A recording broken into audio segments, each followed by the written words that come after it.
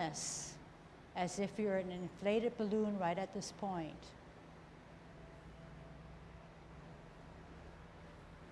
Try to apply what I'm teaching you. Stretch.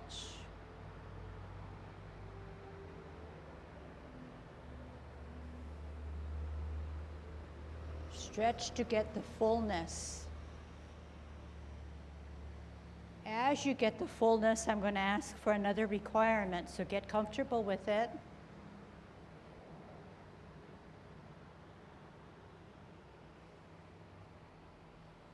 I'm going to ward off. Give me my space. Turn your hips and waist, grasp bird's tail.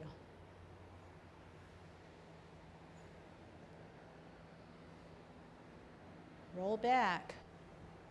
I want you to stretch with some fullness. I also want you to stretch with fullness and form. On Peng Energy. So when we get to that point, I want to go over it. When you push out, you're ebbing and flowing and relaxing. When you spiral forward, I want some form to what you're doing. What do I mean by form? If someone should come to you and push you at your shoulder, your arm, your wrist, your fingers, you are so strong and so toned that you cannot make them move you. Therefore, sit back, sit down. On the other side, make sure that you have that Peng energy right at this point. Release it.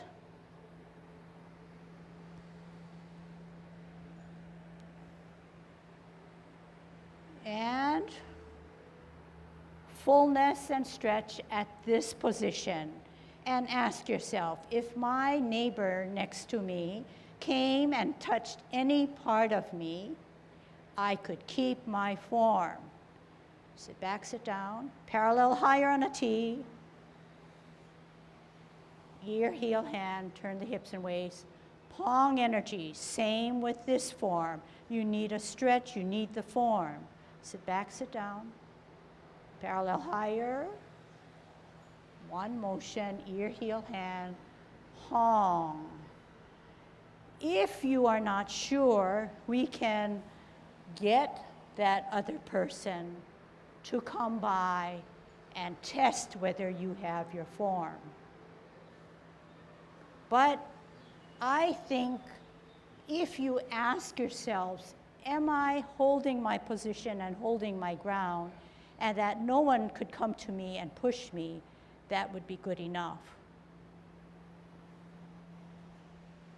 Hold your ball in a T stance and rest. Okay, so the focus today is mixing and matching all three forms, but the focus for you is to get that stretch and get into play the Peng energy. So if to make the point about what is Peng energy, we said that at the end of this motion, I would have a form so that if someone came to see me, I could keep my form. If I did not have and implement the stretch and the Peng energy, I would be relaxed so that I'm just a rag doll. Okay? So you need, it's not just the stretch, but it's the form, that you're able to hold your form so that no one can push you away. You need to be firm, not just on the limbs, because he can push me any place on my form, and I should be able, and my legs, the legs are the strongest.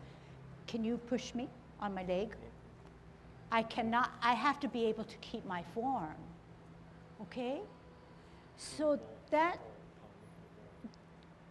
what Tai Chi is all about. So remember we talked about we're in Tai Chi to move, to do it in a gentle way, but we also want the relaxation, yet we want the muscle strength. So you know that the muscle and the mind strength comes by using your mind and your core. But we also want be able to relax. So we said that one way to relax is to make sure that you have your stretch. This is the Peng energy, where it's equivalent to a ball being inflated or a balloon being inflated. You feel this fullness and sturdiness about yourself. But right after you feel that, you come back and you relax. You come back and you relax, and it keeps on ebbing and flowing. The more you can define what that energy is all about when you stretch, which is what we're focusing on today and every day, the better you are in relaxing, because the next step would be then to relax that, and this constant ebbing and flowing helps you to relax. Okay, helps you relax. So you have tension, you relax. No tension. Tension, no tension. And this the ebb and flow that is ideal in Tai Chi. So I want to lay the groundwork, because for the next 40 minutes or so, it's going to be nonstop like last time.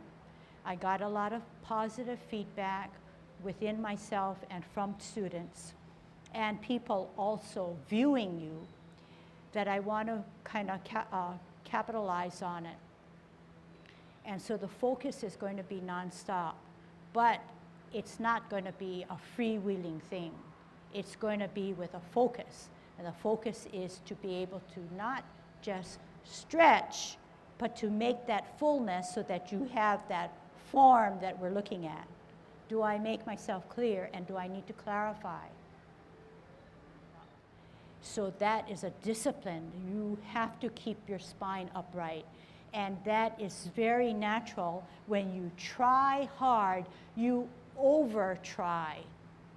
That's what I think I alluded to when I say some of my students, and they're here with me, when they try hard to keep from going forward, which is natural, they do the opposite. They arch their back.